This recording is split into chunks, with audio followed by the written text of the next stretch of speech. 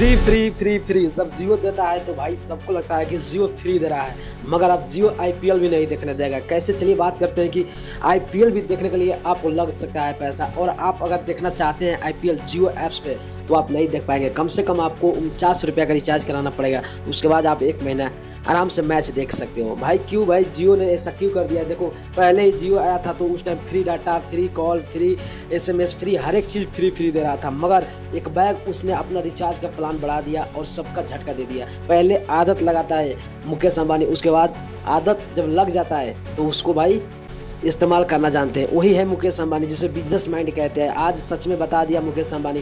पहले सबको पता था कि 3 साल जियो पर सबने लगातार यानी कि आईपीएल फ्री फ्री देखा था, मगर अब ऐसा नहीं है, क्योंकि अब जियो प्लस हॉट स्टार यानी कि जियो हॉट स्टार बन चुका है। जो कि मैं आपको बता दूं, जियो और हॉट स्टार बीच में जो एक आपस में एक हो गए हैं, और मैच किसी को भी देखना चाहते हो तो उसमें आपको कम से कम 149 का रिचार्ज डालना पड़ेगा, नहीं तो 400 का रिचार्ज डाल के आप मैच देख सकते हो। ये है जियो का पावर। तो भाई यही होता है, पहले फ्री का लाभ नहीं उठाना चाहिए। और आज देखो मोबाइल अंबानी का, सिम अंबानी का, डाटा अंबानी का, एप्स अंबानी का, मगर पैसा कौन ले रहा है? अंबानी। तो वही है भाई।